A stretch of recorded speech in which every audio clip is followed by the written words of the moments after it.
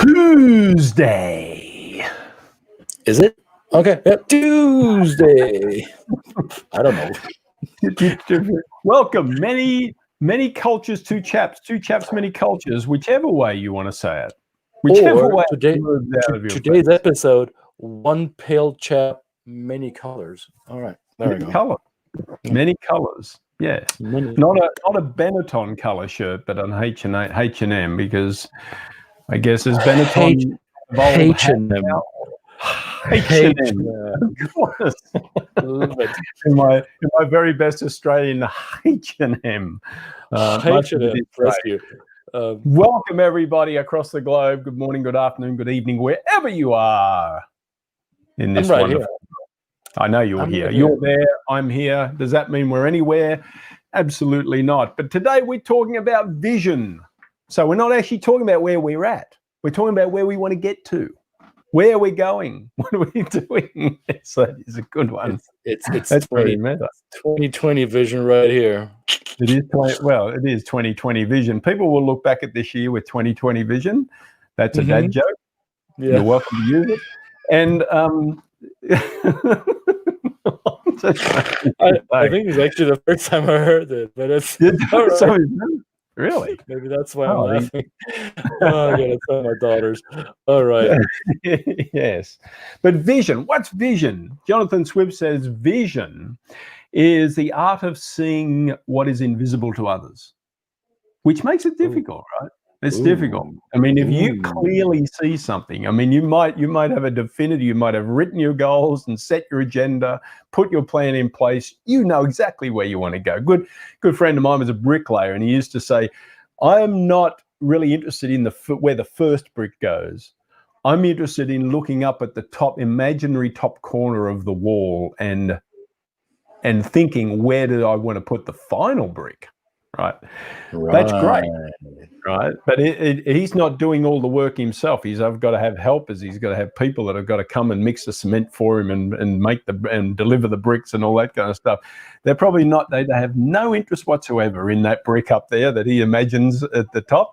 All they're doing but there is a point in time where he has to communicate that. And that is really what we're talking about today. How do you communicate? How do you motivate people towards a vision which is clearly in your head, but perhaps not as obvious to others? Yeah, and when you suggested that topic, I was like, visions. Yeah, I remember getting used to that term because in my native culture, vision is either the description of the ability to see, or it is the ability to see things that are not really there. So you're having visions, as in hallucinations or fantasies. Maybe you need to see a doctor for that. So really, in the German language, there is this. I mean, it's kind of old and it's dad jokey too. That if you're having visions, go see a doctor. So but it's only halfway funny because it means that if you're dreaming, so to say, or if you're imagining something that hasn't been created yet and that could be a bit outlandish to some or uncomfortable, unknown, unfamiliar to some, then there is resistance to the unknown, resistance to maybe taking on the risk of creating something that hasn't been done before. Therefore, there is some level of discomfort or maybe even rejection to that. So that's the backdrop to that phrase, go see a doctor if you have visions. So for me, the question on that is that word, vision we use in the English sense, vision for seeing and vision for the dream, are the words the same in German? Yes. Yes. Well, technically, yes. So you would say the eyesight is you wouldn't say vision for your eyesight. In the German language, the word vision, same spelling, similar pronunciation. Vision means the vision of projection of something that will be fulfilled in the future. Okay. So I think the idea of future casting and future pacing, future manifesting is something that I learned later in life. I'm not sure if my exposure to Anglo-Saxon culture facilitated that understanding or that comfort level with that philosophical approach. However, I was not raised that way. In the school system in Germany, the way I was brought up, and I was brought up by fairly working class people, salt of the earth, hardworking people, but not necessarily academics or visionaries, if you will. I wasn't brought up that way. My socioeconomic context did not reward the dreaming big. What was encouraged was you could dream until the end of the week. You could dream in increments of steps that will get you to a goal, to a desired outcome. However, a big dream, that was something that I was introduced to after I moved or got familiar with Anglo-Saxon culture. So the Walt Disney principle, if you can dream it, you can do it, or the Napoleon Hill self-development approach. If your mind can conceive it, then you can make it happen in the physical world. That is an idea and an understanding of vision that was new to me, to be honest. Well, Michael Hill used, I mean, I can imagine somebody sitting down and reading the Michael Hill text where he describes sitting with that collection of people around him. Yeah, which the imaginary boardroom. Mm-hmm. The cohort, right? Yeah, the people around him, made up of people that were long dead when he wrote the book, right? Benjamin Franklin, all these kind of characters that were on his board of advisors that didn't exist anymore, and they weren't here, but he was manifesting them in his mind. He's manifesting them in his mind to advise him. So I could see where, if you can just imagine yourself as a leader, putting yourself in the context and standing in front of a global team and just saying that this message is going to land very impactfully for everybody equally, is probably something you need to check yourself. And again, a vision you probably is crazy, right? And I think what plays into this, if we're talking about this in a traditional cross-cultural conversation, there is one dimension of cross-cultural research that plays into this. I think is how comfortable is a society or a group of people with uncertainty and risk. So if a group of people is a little bit more risk cautious or even risk averse or risk skeptical, then the big dream, the casting of a big bold audacious vision is something that may be a little bit harder to do. And I come from a fairly risk conservative culture, so that may explain the way I've been dealing with this word or this whole concept. So if we're gonna look at that, if we're gonna look at risk conservative groups, when they communicate goals, common group goals, whether that's for a corporation or a club or a family or an individual, you will probably go about it in more quote unquote rational steps, right? So first we need to do this, and then we check the outcome against the prediction. Does it hold true? If so, yes, then proceed. And then it would be like a step-by-step approach towards something that is progress. And the Anglo-Saxon world, or in other cultures where risk taking is something that is deeply ingrained in thought process, it takes the big picture, this projection of beauty or success or some kind of pleasure, that hey, this is where we're going. It looks bold, it looks almost too good to be true, but we're going anywhere because we all believe that we can make it happen. Different approach, I think. Yeah, absolutely. I remember Ben Zander mentioning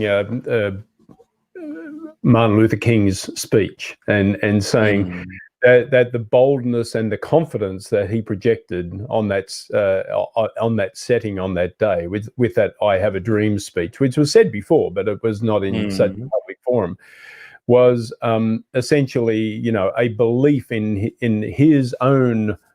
His own sense was the belief that this could happen. This is his dream. This is his constant dream that he's trying to manifest, and that he even though he realized he may not have lived to see, which he didn't, and one might argue we still haven't got there.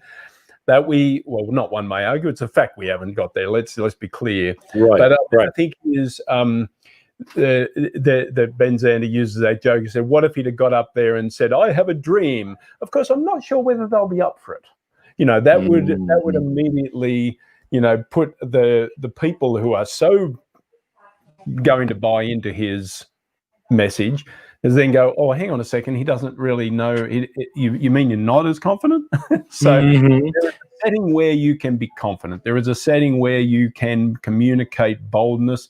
And of course, in some risk-averse cultures, you can also do that and basically impart your vision on other people, and they'll just follow you because you're the boss, right? Right. Because I believe in what you believe in, because you believe in it more than I do. So yes. I'm piggybacking on your belief. So your belief is giving me the fuel to continue to follow you, right?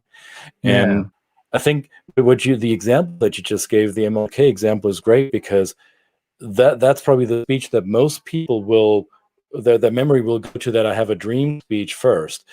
I encourage you to, if you're not aware of this out there, go watch Martin Luther King's final speech, the last speech the night before he was murdered. Right.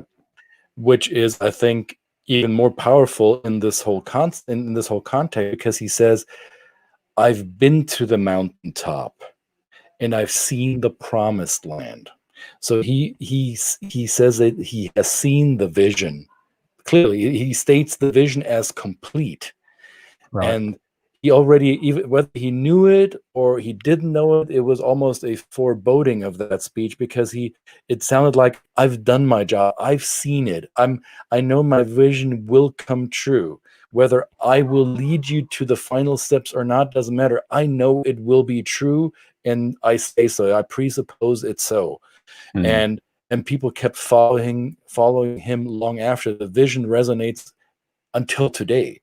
That's how powerful casting the vision can be, right?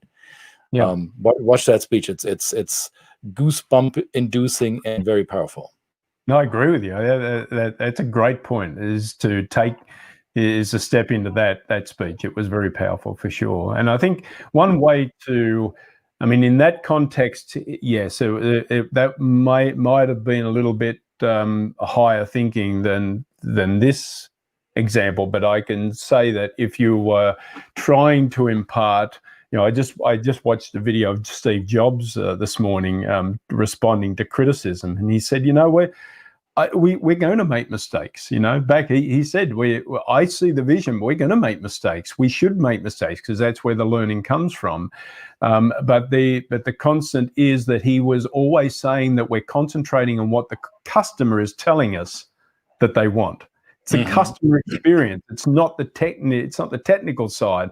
We don't want to look at ourselves and be all clever and say we've come up with this wonderful technical thing. If nobody uses it, it's useless. Well, and Apple has done so too, right? They produced stuff that nobody wanted, but they had a better. Their track record was a bit better in producing something people didn't even know they wanted, and so I think, and the more I think about this, regardless of whether you find yourself in a risk cautious or risk comfortable context, if you have a vision, if you have a strong belief that you can accomplish something and you need others to help you get there, I think the key in casting vision, or the key in communicating a vision, is efficient communication. And how you do that, how you impart your belief in others, how you do that efficiently and effectively, really depends on how well trained you are in reaching the thought process of the followers you want to create. And it's different in the US than it would be in Australia, or in South Africa, China, India, Germany, France, Brazil, or wherever in the world. So you want to know from a cultural perspective, because we said in the introduction to this episode today, a part of how you do this has to do with culture. I think a large part of that, in fact, has to do with culture, because if you don't take culture into account, you're not going to communicate your vision as effectively and as effectfully as you would like to. Right, absolutely. And then, of course, in our work, we use a lot of assessments and tools to start that conversation, not to end it, but to start the conversation, in terms of indicating the direction where a person might be coming from culturally in their mindset. Now, that doesn't take into account their age. It doesn't, some of these tools do, but you need to take into account generational differences and, of course, gender differences and experiential differences. These are all things that once you get into the conversation as a leader with the people that you're working with, you can ascertain. But the really good way to start this conversation is to become culturally competent using some of the tools that we do to start these conversations. And they can just shortcut a lot of guesswork, right? Right. Whether you're dealing with paternalistic cultures or militaristic type leadership styles, how people respond is important. So we encourage you to do that and reach out to us. Any questions, any comments, any input at all, what your experience is in terms of communicating your vision, communicating your goals to others. We would love to hear from it, and I'm sure the community would too. Absolutely. I think they would, and we would love for you to stay in touch via the channels that we provide for you. I know this is moving fast and you're having a hard time writing it down with your hands, I know, but you can always click on that stuff too, right? It isn't that hard. Yeah. When you said convincing people, I'm not sure I'm paraphrasing it right, but when you were talking, I was thinking about the old caveman story, the ancient Greek model of explaining human resistance. You know, that example where people are looking at the wall inside a cave with a light shining into the cave from the outside, but people are tied to wherever they're seated. They cannot look back, and all they see is the reflection of reality out behind their backs, and the reflection, the shadow play is in front of them on that cave wall, and that's the only reality they know. So imagine you would free them individually and lead them outside the cave and show them what's possible. How many of them will stay outside and accept that new reality as something that's attainable, or will go back to what they've known in the past and stay and rather look at the shadow play in front of them because that's all they know? So for a leader with a vision, it also takes maybe some skill or some human experience in selecting those who will be the first followers. There's a couple of videos out on YouTube, and I forgot who started it. It could have been Seth Godin, our mutual friend Seth. It could have been David Sivers. I need to go back. There's this one video about how you start a movement. It could have been Simon Sinek. How to start a movement. The movement isn't usually started by the one with a vision. It's not the first one who begins something. It's usually the second and third people, so the first follower and the second follower, who start the movement.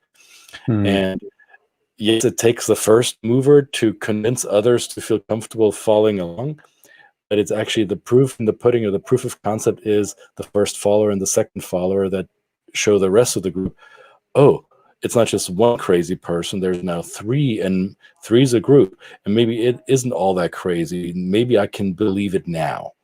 So it takes more than one person to create a vision communicated. It then goes back to the tribe. Where am I pointing? This dang it, camera here. Tribe. Seth Godin. Go find it. That might help. Visions. How's your vision, Brett? Vision's pretty good today. After I got slept in a little bit to catch up with some sleep, because it was a sleepless night last night. But that's a backstory for another day. Vision's good now. So I mean, we will go forward with the vision of. What's that? Well, you were going to say something? I would like to know from people who are watching live or the replay, what is the vision for your dream or your work? What is it that you're super passionate about? What is it that floats your boat? And explain it in your own simple terms. Maybe use one sentence if you can. You don't need to give us a dissertation. Just write in the comment, what is it that gets you out of bed in the morning or whenever you get out of bed? what is it that drives you? What is the vision that you have agreed on for yourself to follow, and that no hell or high water will deter you from? We'd like to know, what is your vision, and how we as a tribe, as a group, whether it's Brett or myself or somebody else who's watching, how we can support that. So I want all of you who are watching and commenting and thinking about this, see this, whether you know each other or not. We are in this together. We're creating community here. So a vision, a dream that is so big that maybe it's the first time you're saying it out loud or typing it down because you were afraid to say it. This is a safe space. Do it, and we'd love to support you in your vision. Amen to that. That gives us something to do. It's fantastic. Love it. All right. Can I mic drop? No, can you? Do you need my permission? All right. All right, brother. Good to see you again. Very much. Thank you, everybody, for joining. We will be back tomorrow with a guest, I believe. We've just got to sort out the time. We've got to change some times. We will have a guest tomorrow, and so keep attuned to your social media channels. Stay tuned for who that will be, and we will learn something a little bit about brain science, but psychology, which can get a little bit scary sometimes. But I'll wear my tinfoil hat. That's right. Keep an open mind, as long as some of your mind doesn't drip out. That's the old thing, right? See you all tomorrow. All right, guys. Thanks very much. Have a good one. Bye. Bye.